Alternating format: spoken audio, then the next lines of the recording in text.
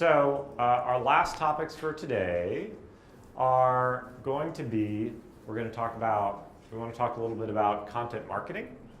And I would like to talk briefly, I hope, about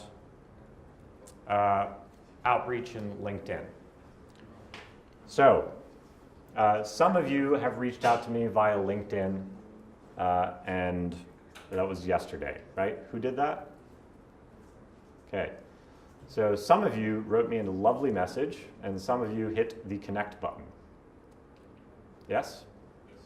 Okay. Those of you that hit the connect button, congratulations, because I'm in Estonia and it said in your bio, Estonia, I said yes. Okay. If you didn't do that, I would have completely ignored it. Okay. That's not a good habit. So I do want to go over that. Let me actually show you what your invitations look like just to make absolutely certain it's clear. Oh, I gotta have to load up my Gmail. Huh? No, don't worry, it's not gonna embarrass anybody. Too much. Too much. I actually didn't know that there is an option of doing it. I know, that's why I'm telling you. In the mobile app, there is only a button connect. That's why you should not use the mobile app. Okay, so they basically come across like this. Let's see if I can get this on there. Okay.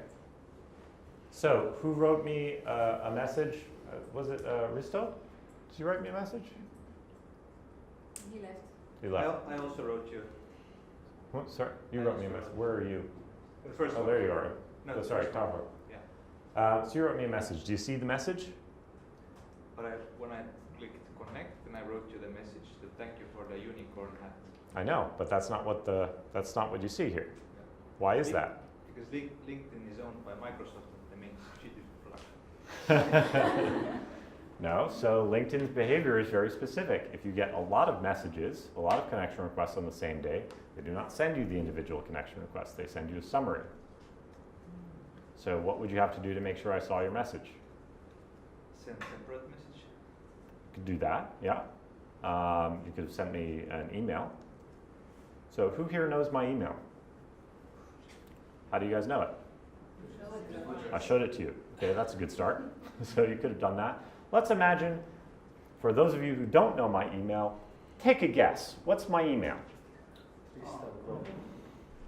That's not a sufficient email address. @3cro.com.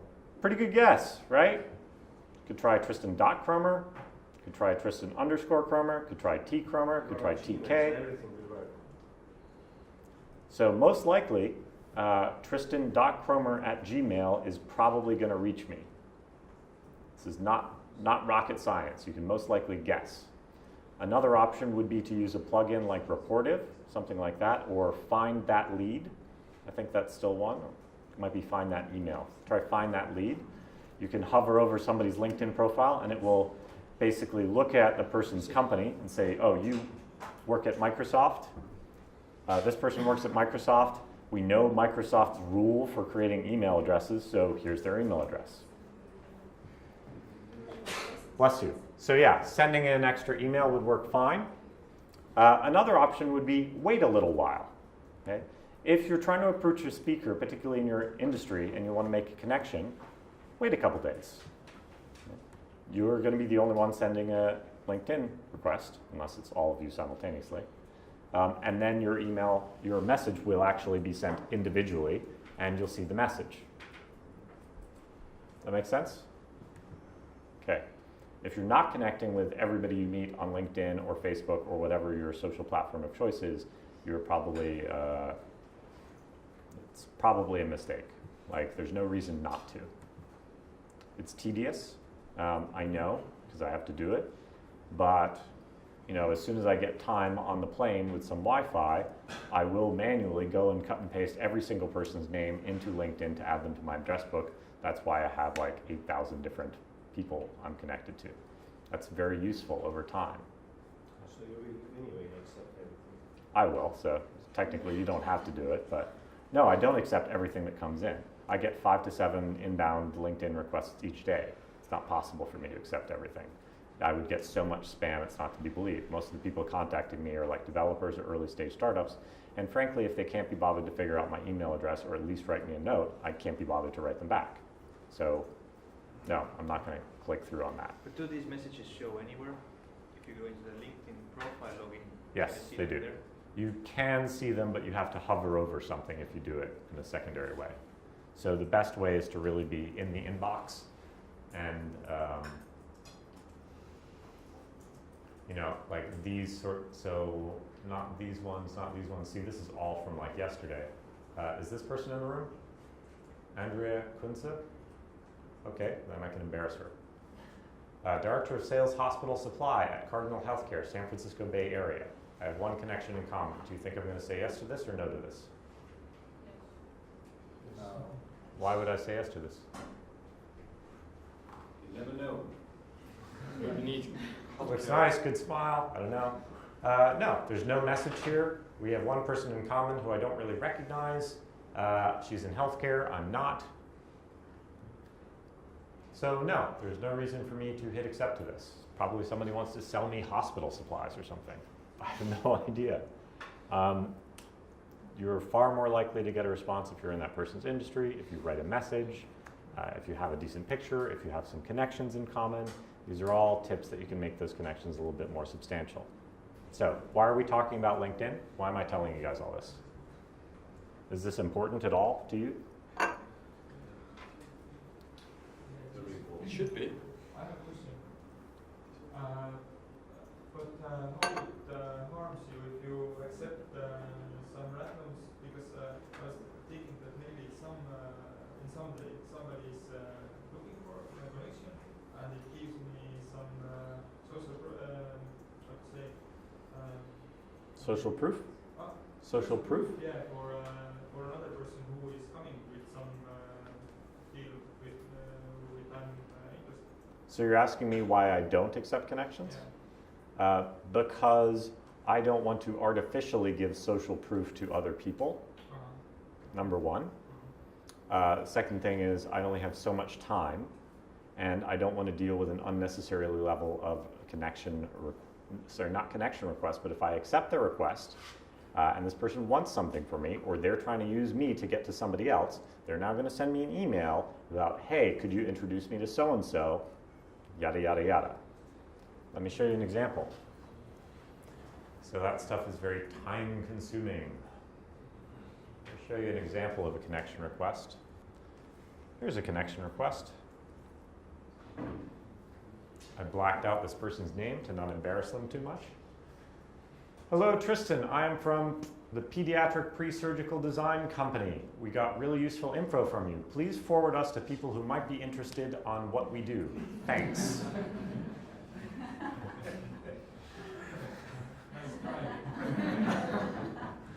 And you didn't reply? I did not reply. Very impolite. I'm very impolite. This is a huge request. Hey, please go through your list of 8,000 people and find the people that would be relevant to us. Because I am too lazy to do it myself, and get it done, right? Like, I even met this person and I'm not gonna accept this response.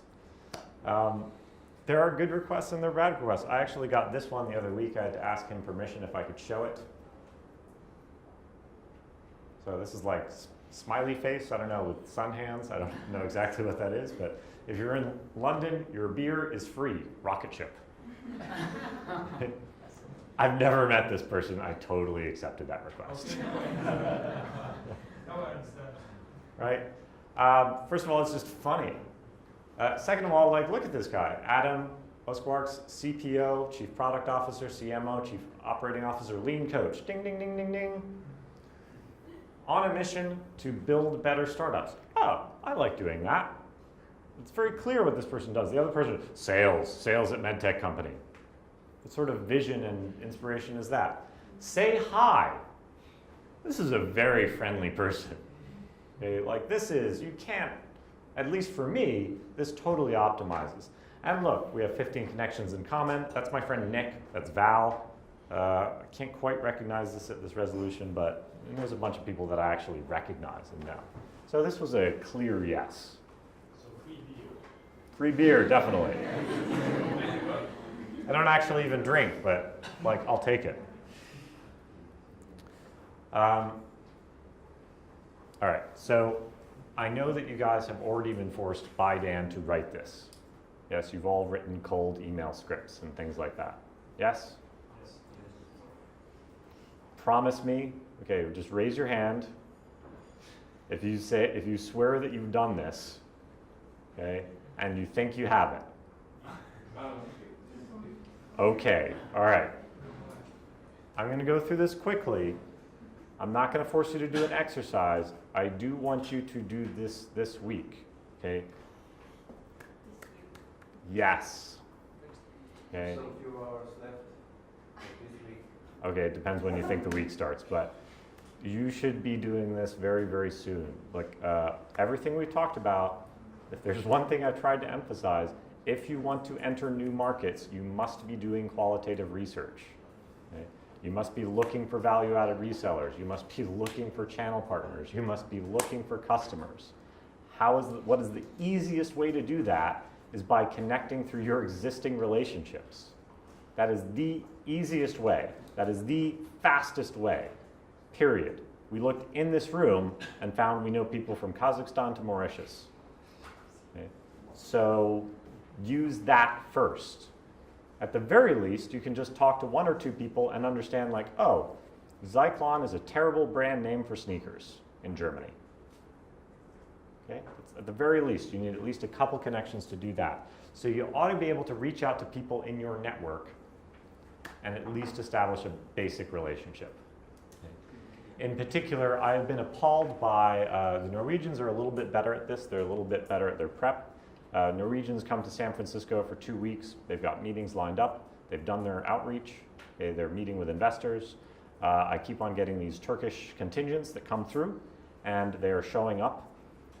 I already told you some of them don't even speak English. I don't know why they're in San Francisco to begin with. They have no idea why they're there.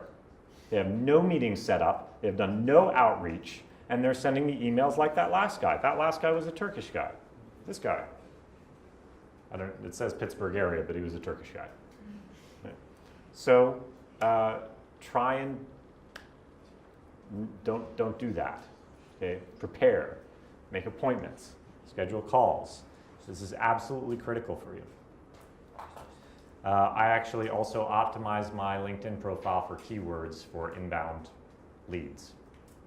I don't know if that's going to work for you guys, but it's something that works very well for me personally. So let's go to the top. I will try and go through this very quickly and just give you some basic tips on outreach. There's a typical email. So this is, you know what, this is exactly the reason why not to accept requests from people who you don't know. This is the email I got from one person immediately after I accepted his request because I wasn't paying too much attention. It was like said something with lean in, and I was just like, oh yeah, accept. Thanks. Can you guys read this at the back, or should I roughly read it? Great. Thanks for being in contact. It's greatly appreciated to network with others. Okay, what's the first thing you see without even reading this? Too much. Very long, extremely long. Just not very structured. I have to struggle a little bit just to understand. At Blank, we specifically have very deep expertise in transformational material technologies. I don't even, like, why are you telling me this? Why is this information relevant to me at all? I got perfectly honest, I didn't even read this. This is very long. It goes on. It's even longer. Then there's a link that I'm supposed to read. There's other articles here. Then there was 2 great TED Talks, skip the ads. I thought that was kind of funny to say, like, skip the ads. This entire thing is an advertisement. How should I skip the ads? There's actually a PDF also attached to this. Like, this is crazy. Absolutely crazy. Now, I know that when you guys were probably talking about using content in sales, you're probably thinking of blog posts and stuff like that, yes? Okay. Same logic that you're doing with your blog posts and social media marketing applies here. You're the social media marketing person, right? Yeah. Okay. How do we measure, like, if I put a blog post up, what am I measuring? Clicks, engagement, something. We're at least measuring something. So if you're sending out lots of LinkedIn emails, are you measuring anything? If you want to break into the German market and you want to find channel partners or customers, you should be sending not 5 emails, you should be sending 10s and 20s and 50s and 100s. And you should be measuring and optimizing them. Everything that we've been talking about, you should be applying to everything. It all relates. Are you prioritizing correctly? Are you establishing what is the risk? Are you measuring things? Are you learning from them? Same thing, same thing, same thing. Okay, tip number 1, get to the point. For most people. There are some people who like long rambling emails. My mother is one of them. But that's my mom. I have a very long established relationship with her. Still, she knows that I prefer shorter emails, and she sends me short things like, this is a really good movie. Here's a link. Here's another one. Hi, Tristan. I'd love to chat with you when you get a chance about my new project. It's a big one. Response? It's definitely short to the point. Should I respond? No, Why not? everybody has a big project. Everybody has a big project. So I like this guy, and I still didn't respond. It's actually a nice guy. I just can't be bothered. Let me caveat, most of the tips that I'm giving you here may be particular to Silicon Valley. I think they apply a little bit more broadly, but again, try it, test. Try it, test. You may try some short emails, and if you actually measure your response rate, which you should be doing, even if you have to measure it manually, then you should be able to say, oh, short emails are not getting me a very good response. Should I try longer emails? Should I try a different subject line? Try some different things. So short is great. I think overly vague is not, particularly in the United States. And I will also add Germany to that mark. I think Germany, since most of you are targeting the German market, or many of you are. Also Britain, I think, they do like a little bit more eloquence. So you can be a little bit longer. You can have a little bit more adjectives, right? But they still want you to they still want to actually understand what you want to talk about. Here's another one. Hope you're having an awesome day. For the last 6 years, I've been pouring myself into the development of Blank, the portable security system that fits in the palm of your hand. We officially launched. Here's a link. Your support would mean the world for me. Give me money. Here are 2 clicks that you can share on Facebook, Instagram, Twitter. Lastly, we received some great press. You can read more here. They've got some, this is social proof, right? Hey, we're mentioned in Mashable, Popular Science, NextWeb/Gear. P.S. Hope to see you soon. P.S. Forward this email to friends, family, coworkers, anybody who think might be interested. The more the better. Here's the link again. Oh, forgot to blank it out. Oh well. Sorry.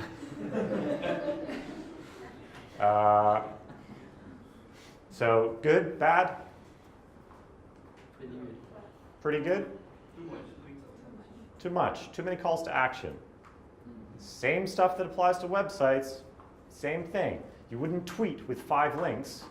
Why would you send an email with 12? Way too much going on in this email. Okay. Those are all the CTAs. Okay, focus, focus. I mean, this one kind of makes sense, right? Because you might want to repeat the same CTA lower down below the fold. Okay? But you don't want to just spam the person with 50,000 links. I'm not going to read any of them. Same thing when you go into the supermarket and you really want a nice can of soup. And you go into the supermarket, you go into the soup aisle, and there's like 50,000 different types of soup, right? So what do? Go for pasta. Go for pasta, exactly. That is exactly what you do. So 1 call to action is usually enough, almost always. How's this one? So this was sent by Eventbrite. Has a question about your event, April Lean Conference. Hi, hope this finds you well. We're a former team of McKinsey consultants and one NU alum who's been previously backed by VCs like Sequoia Capital, YouTube, Instagram, Union Square Ventures, Twitter, Etsy, Kickstarter, working on a new and exciting startup. We built a cool app that is helpful for conferences and being used by other conferences, including at Harvard Business School and Penn. It would be great to speak with your team and see how we can be helpful for your conference with us providing a potential sponsorship opportunity as well. Would you have time to speak in the next few days? If so, please let me know what time day works best. Many thanks, blank. Okay, good, bad comments? Very bad, Very bad. Why? because he uses all the well-known names to up his brand, right? So I can see through that. Yeah, I might agree with that to some degree. I mean, I think it's good to have social proof. But there's something a little bit That's weird about this one. A little bit vague. What's the cool app like? Yeah, I understand that it should kind of raise your yeah, but it doesn't actually. Yeah, I'd agree with that. I think this is a little bit more comparable to something like Yokudo, which we saw earlier today. Okay, remember, like all the pictures of the people wearing headphones? It was totally unclear what the value proposition is. Here, there is some sort of value proposition. We'd like to be helpful for you, and maybe we'll give you sponsorship money. But it's a little bit vague still. I'm not exactly sure why this person is assuming that I have a problem organizing my unconferences, and they have not validated that in the slightest bit. So let me translate this for you into normal English and how I actually interpreted it. So, hi organizing team, I hope this email finds you well. Hi, I couldn't be bothered to look up your name, but here's a false platitude. They could have just looked up my name.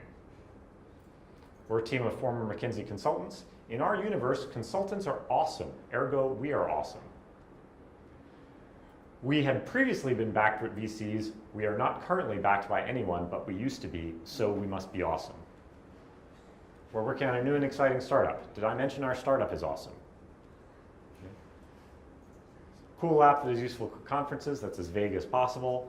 But we're awesome because we went to Harvard Business School and Penn. Okay. We want to speak with you and your team and see if we can be helpful for your conferences, AKA I would like to sell you stuff. Like, these people are not awesome. Oh yeah, and this last part is just nonsense, but we might provide a sponsorship opportunity. Like, yeah, right. Also, I don't care, it's a nonprofit. Should have looked that up. So, tip 4, you're not awesome, add value. Now, let's say you want to make an appointment with somebody in Silicon Valley, like say, I don't know, how about Dave McClure? You guys know Dave McClure? Head of 500 startups? Okay, how are you if you're gonna get in touch with Dave McClure, you wanna pitch him on your startup, what value can you possibly add to Dave McClure? Anybody here met Dave? Perfect, okay. What value can you add to Dave? If you sent him an email, hey, I'd like to meet with you for 10 minutes and pitch you my startup, that's not adding value. That's saying, I want to get something from you. How would you add value to Dave McClure? Does he bring beer? Ask him to bring beer? What? Does he drink beer? Does he bring beer? Drink. Does he drink beer? Oh, sorry. I can only assume so. I've seen him drink more than beer. I assume he also drinks beer. So yeah, I guess you could offer him a beer. So certainly that's one thing. What else? Look up what kind of, because I'm not familiar with 500 startups, but look up what kind of startups are they looking for, and try to, and if we find like this match, or at least try to bring out the match, and that our startup would be useful, like suitable for this program, for this reason, and probably, yeah, some call to action regarding the one. I'd say that's a very good approach. Right? Let's actually find out what he's interested in. And maybe there's some overlap. I could look on LinkedIn. Where else could I look? If you know him, then you can say that I'm from #Estonia Mafia. I'm from #Estonia Mafia. You're connected to Ivar or Herti or Colin. That might be one way. You know Dave? Not directly, but he came up with Estonia Mafia. Oh, great. So there you go. But also there are Estonian teams who went 500. There you go. There might be another common interest. I think all those things are great. Look him up on Facebook. A lot of people have very public Facebook profile pages. In fact, we had a car accident in San Francisco, a very minor fender bender, and I Googled the person's name. Turns out she went to jail for DUIs multiple times. Driving while intoxicated, driving under the influence. No, that's not listed on Facebook, but it was the first Google hit. Was a newspaper article about her hitting a former policeman. So definitely a bad way to show up in your local paper. There's a lot of information available on the public net. What do these people tweet about? What do they like on Facebook? Tons of potential information. One other free thing I will tell you is that people love information. So what information can you offer? So what information, just take a guess. You don't know Dave McClure, I understand that, but take a guess. What information do you possess that Dave McClure probably does not possess? Give me anything. I know, so sometimes it can be like, if we are not a fit, then there are 2 other startups which are. Oh, that's an interesting one. I hadn't even thought about that. Like, hey, I know a lot of startups. We think you might be interested in ours, but we also know a few other medtech startups that you might be interested in. That's a cool idea. Okay. What else?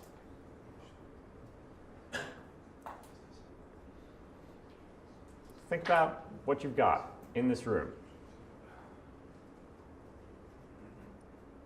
You have to think. Give me something. Give me bad ideas. Bad ideas. Give me the worst idea that comes to your head. We can write that we are fucking again startup who looking for money. Now, I still want you to think of things to provide value to Dave. Okay, not just terrible idea out of the ballpark, but give me something that might be, hey Dave, here's the price of hamburgers in Estonia. I'm sure that will be incredibly useful information for you. What do you know that you could offer? I'm serious. Context. Oh, contacts. Yeah. Yeah, that's interesting. Estonian context. What else about? Like, Dave McClure is an international investor. E-residence, yeah, actually, if you happen to know the government minister. Every answer is E-residence, give them e-residence. Have you ever thought about becoming citizen of Estonia? I might need to become because my British passport is no longer going to be as useful as it used to be. So one thing that I think is valuable is a lot of people who are, particularly more higher profile people, are very interested in kind of new perspectives and information on the ground. So Dave McClure might be interested in like, hey, how's the Estonian startup scene doing? Especially if he originally came up with the idea for Startup Wise Guys, or sorry, not Startup Wise Guys, Estonian Mafia. He might really like, hey, we're from Estonia, we know you came up with the idea of the Estonian Mafia, and we really just wanted to say hello, and we're coming through San Francisco. If you happen to have time, we'd love to tell you all about the cool things in Estonia, and we'd love to show you our startup. It's not a lot, but it's something. Anything else you guys mentioned is good. Anything else you can think of? Something that would be useful for Dave? like a 4-step approach. This is the pitch deck. Here's the shareholders agreement. Here you can make e-residency and have and like here's the Too many calls to action. Too many calls to action. Okay, so try and add value to the people. Think of random things. It's okay to put out bad things, okay, but you guys got to come up with more ideas more quickly. Don't be afraid to say them. Another one. Okay, thanks for accepting me into the LinkedIn group. I'm a partner at a startup called Blank. We built a platform that allows yada, yada, yada, flat fee. We're a mobile accelerator called this. If an entrepreneur accepted, we fund their app, we build it, et cetera, et cetera, et cetera. We also work with a number of existing companies. At the end of the day, after all this stuff, they say, point of this, I'd love to find a way to reach out to your LinkedIn group about some of the services we provide entrepreneurs. Please let me know how, if this is possible, how to go about doing it. Again, too long, doesn't add value to me.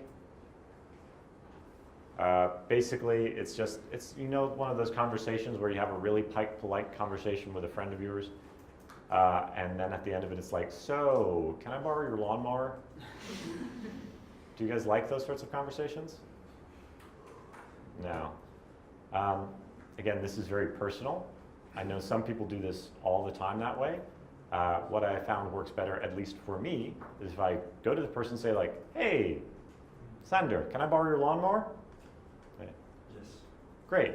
Okay, now let's chat for half an hour.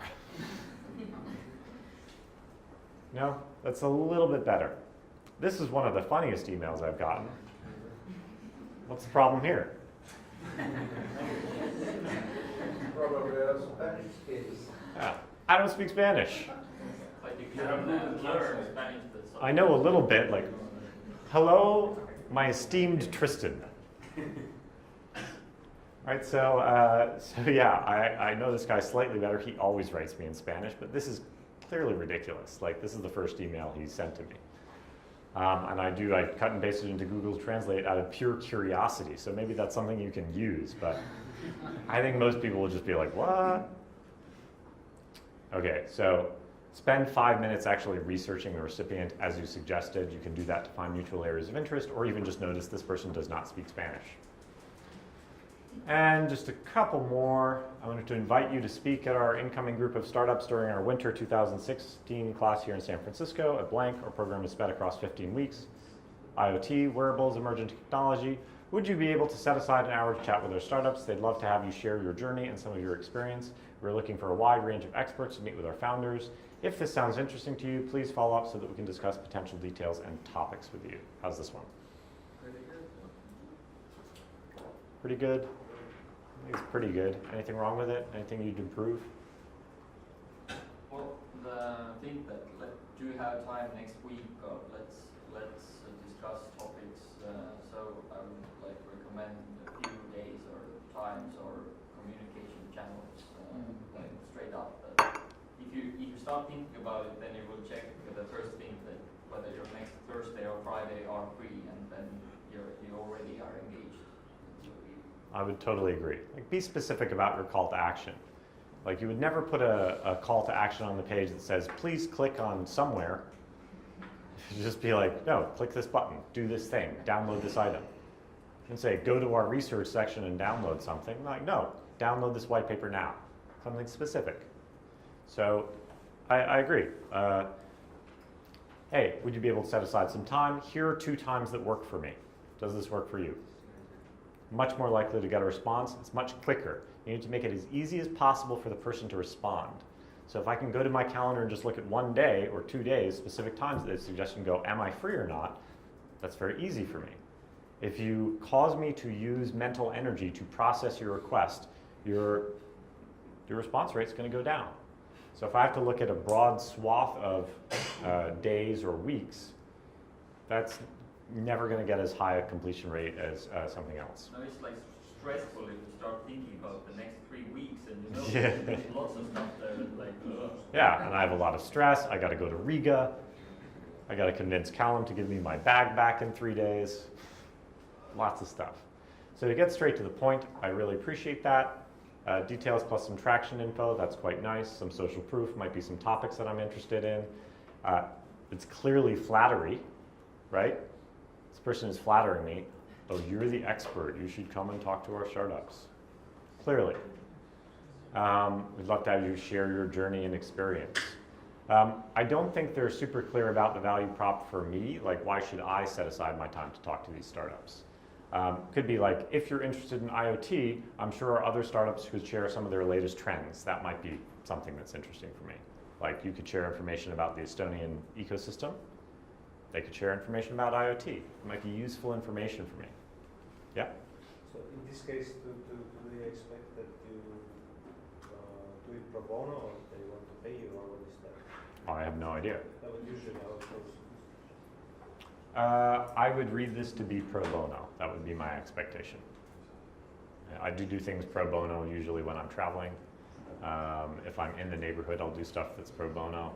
If it's like a corporation that emails me something like this, I would email them back with a price list. But flattering mostly works, right? Flattery is pretty good. Like, pretty much everybody's susceptible to flattery, even if they know you're flattering them. Like, oh, you flatterer. Yeah, but there is a difference between flattering and Condescending. ass And what, sorry? kissing. Ass kissing, yes, ass kissing. Yeah, I'd agree with that. still err on the side of flattery. Try not to ask us, but it's never a bad thing to say like, hey, I really want to contact you because you're the expert in this field. You're never going to go wrong. And now we're back to where we started with this guy and this guy. So I'm not going to make you do this sort of introduction. I think you guys should do this yourself. I think you should have already done this.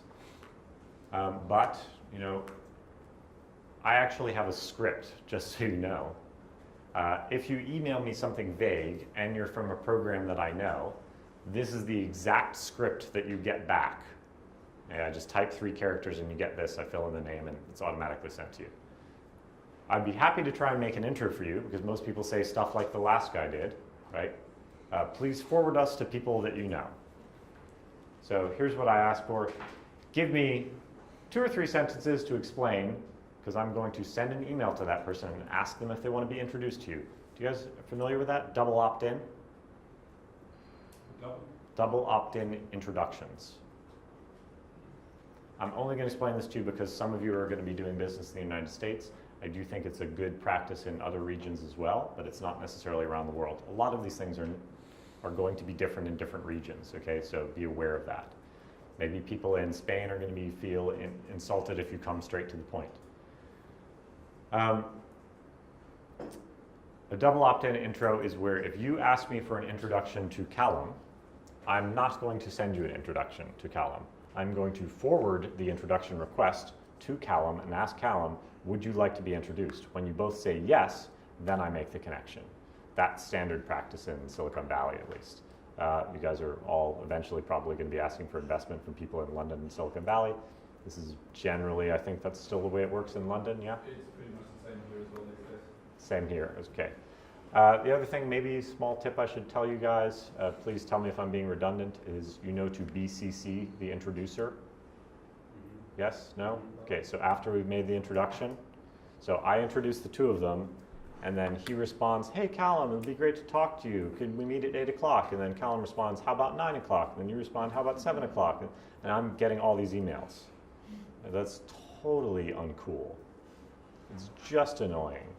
Again, this is a very small thing, but I think it's worth noting. Just BCC the person on the first email so that they know that you responded, and then you're off the thread. If Callum hits reply to all, I won't be copied.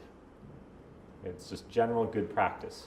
Another general good practice that, again, will take up a large amount of your time, but since you're doing sales, since you're doing business development in other countries, what should you do after I've made the connection to Callum? What should you do? 3 weeks later, Like after I receive your... I introduced you to Callum. You guys have exchanged emails. You've done the good thing and you've BCC'd me, so I'm off the thread. Now what should happen? Thank you. Thank you. Feedback. And feedback, right? So thank you immediately, like, thanks very much, Tristan, for making the introduction. I've moved you to BCC. Perfect, good enough. 3 weeks later, you really want to be an all-star? Send me a note saying like, hey, thanks again for introducing me to Callum. I did meet with him, I talked to him, it was super useful, thank you so much. That's incredibly courteous. Not many people actually do that. If you do that, you're going to stand out. And that person is going to be much more likely to make another introduction for you. That is really an all-star thing to do. And to tie it back into all the other stuff, how are you going to remember to send out all those thank you notes? How are you guys going to do that? Put it in your calendar? That's a good reason. That's a good way. I like that way. Flag. Depends on the task management system. Task management system. Okay, yeah. Gotcha. Put a flag there. Some sort of task management system. Your CRM is probably very good at this. So you can add another task in automatically sometimes. You guys know how to use Zapier? No? Zapier, okay, so as non-engineers, most of you should get familiar with Zapier, or if this then that, IFTTT. So these are applications which allow you to plug in, without a lot of programming knowledge, different tools and applications. So for Zapier, for example, I could set a Zap up to read my email, my inbox, look for certain key phrases in the emails, and trigger actions on other applications. So for example, I could put a little code at the bottom of my email like TT3W. Okay? And Zapier is reading all my email and it sees, TT3W. That means thanks, okay, 3 weeks. So now it's going to read that code and it's going to put into my to-do list, maybe in my CRM, maybe in Trello, something like that. It's going to create a task for me to follow up in 3 weeks. I know this seems incredibly unnecessarily detailed. It's very geeky, okay? But are you going to remember if you send out 100 emails to follow up with all of them in certain sequences? No, you are not. You must be programmatic about this stuff. Anyway, so that's it. Again, this is an introduction that will get sent to you. What is the intro regarding? Social proof, give me some social proof. What investors, traction, or other points prove this is a serious company, not just a person with an idea?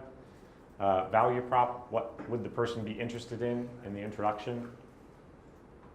Call to action, what do you want the person to do? You should have those things in your intro request. All right, that took a little longer than I was planning, but even if you guys are not enthused about this topic, I think it is very, very important.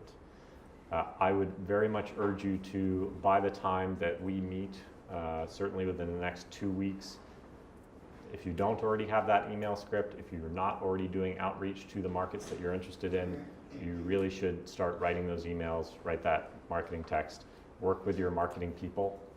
They've been doing this a while, so all they need to do is translate, right? They just need to translate to a different medium. So, what medium would I use to reach out to C-level executives? What channel? What medium? Should I use Snapchat? No? Why not? What's your preferred medium of communication? Phone? You like the phone? Me too. Email. You guys like email? Skype? Skype's good. You keep Skype on all the time? Okay, maybe not that great. Nobody here is communicating through Instagram or Snapchat? Who was I talking to before about Snapchat? No. Somebody said specifically they communicate with their little brother on Snapchat? Yep. Xander, right? You're talking to him right now on Snapchat? Right? That's the only place we see him. And what did you tell me? He said he responds faster on Snapchat than to the phone. Yes. Anywhere else, actually. Than anywhere else. Recognize that people prefer different communication channels. This is a tough one for people to get for some reason. So I get a lot of Facebook messages from people in Latin America. That is very uncomfortable for me. I don't even check Facebook, so I usually don't see them. You should recognize what the preferred medium of the culture you're approaching is. So if we want to reach out to somebody in Germany, what's the preferred medium? What's the best communication channel to reach out to somebody you don't know that you have to search for? Who here is targeting Germany? Yeah. Okay. What do you use? Email. Email's okay. They have this LinkedIn alternative as well. They have a LinkedIn alternative. They use Zing. They do not use LinkedIn quite as much. But we don't have friends in LinkedIn, so it's kind I of... believe we started off by joining the industry association. Industry association would be great. Where would you get all this information about their preferred communication medium?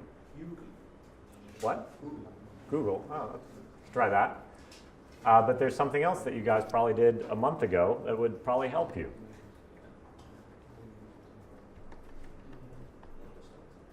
I don't know. What did you do a month ago? You did business model canvas and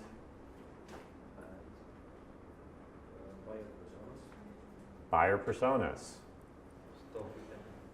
Start with those. If you did your personas correctly, you ought to have some channels written down there. Reads his email a lot. Uses his email as task manager. That's like a 30s plus behavior, right? I believe that we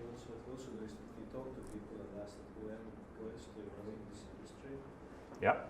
Relationships. Okay. I'm sorry this is so pedantic, but you guys have to do this. Like, you got to think about what channels I should reach out on, how I should use this, and start measuring and optimizing it.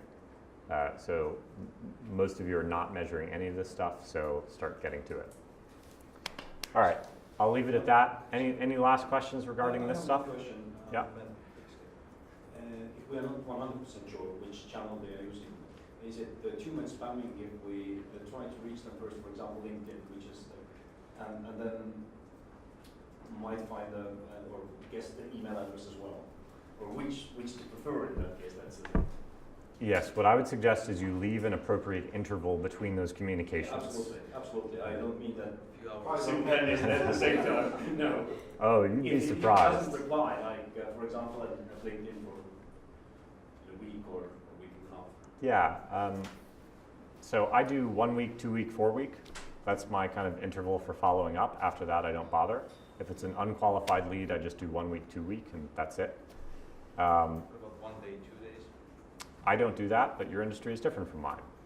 You figure it out, see what your conversion rates are. Again, you're going to have small sample sizes, but give it a try. I think 1 day, 2 days is extremely aggressive unless this person is not busy. If it's me, I'd be annoyed. Right? I get emails from my mother to tell me to check my voicemail. You're always busy. Yeah, I'm always busy, You're but as busy as today as in 2 weeks and 3 weeks. yes, but that's not the point. I'm eventually going to go through my email. So a lot of people have their email box just goes on and on and on. Some people work in inbox 0. I work in inbox 0, so I'm going to get to your email eventually, even if it's just to delete it. Most people are not like that. Right? So most people, it's after a week or something, it's way at the bottom and they don't see it anymore. No, it's by the evening. It's way. By the evening, that could be too. It really depends on who you're trying to reach. We were working with some guy who was trying to pitch Steve Jobs. Steve Jobs is a pretty busy guy. He got a response to his email. Just emailed Steve Jobs. It's relevant. We got like a 1-line response. No, we're not going to consider including full disk encryption software. It was actually shorter than that. It was just like, no, we're not considering that. But we got a response. That's cool. Yeah, it was kind of cool. I was like, huh. But regardless, just know who you're targeting. Like maybe they are that busy where by the end of the day it's gone and they can't see it anymore. But maybe you shouldn't be using email to communicate with them then. Maybe you should try SMS or Snapchat or whatever the hell they're using. SMS. Some people that's annoying. Some people love that. Very intrusive. I think that's very intrusive. Personally, I would be annoyed, but other people, that's the way it goes. I mean, if I wanted to talk to Dave McClure right now, I would not try email. It's completely a waste of time. Tweet them. Tweet them. I could probably tweet Dave. Definitely if I SMS him, I'm much more likely to get a response. Or Slack, I guess, but I'm not on his Slack. So Cold SMS doesn't work. cold SMS is a terrible idea. That is an absolutely terrible idea. I think Dave would probably be impressed that you got his phone number maybe, but I'm not going to encourage that behavior. Dave will probably already is annoyed enough about me. Hi, Dave. Yeah, but SMS is interesting. With one client, we had basically say a discussion on SMS because he doesn't read emails or I don't know, maybe he does, but he answered on SMS all the time. Yeah, I mean, there you go. Some people just like that. That's their thing. This is not a bad thing to write down next to that person's contact information in your address book, by the way, is like SMS, preferred method of communication. Some people are on Facebook. Actually, in our industry, it's a little bit so that people don't use it anymore. Yeah, I think now if you're targeting, if you're targeting small and medium-sized businesses or you're targeting more junior managers in large corporations, I think it seems to be swinging more millennial now. Right? The younger people are getting more purchasing power in the companies, and they do not seem to know how to use email. I don't know if you guys have noticed that. Is anybody here a millennial? Sander is millennial. Is that it? You have email? What's the definition? Sander's an oddball. No, Sanders will I read know his him. email. He was used to work for Startup Estonia, Yeah. and he really annoyed me because he got into my phone through most unlikely channels, except email, I believe. This is clever. So Xander's probably not representative of the millennial population. You use email, I know, right? But I have noticed that a lot of the younger generation does not seem to even be able to write a coherent email. I hope that that's just an observational bias, because it's going to be very hard for me to communicate to people in the future via Snapchat. So I hope that that's not the case, but just recognize that they may have a difference. The younger generation may not be as inclined to have a face-to-face meeting on you. That's certainly what I've been emphasizing to you, is that you should really be striving for those meetings, striving for qualitative data, and then you can try and scale it. But for some of these people, you're going to have to talk to them in the medium that they want to talk to you in. What's interesting is that we have our passenger support support page. We have phone number, we have email address, and web form. We never get emails, we never get phone calls. We only get people filling the web form, and that's the younger demographics. So yeah, so like 18 to 30, yeah, usually about in their 20s, and it was kind of like they probably, they don't know how to talk to people. I don't know. It's very immediate. I'd much rather send you an email than wait for your response, and then I can do lots of other stuff in between and get distracted. Anyway. I would call. I would call too, but if nothing else, that should be the message for the past month for you guys, is that you probably don't know what your customers are doing. You better talk to them and ask them and see what they're doing.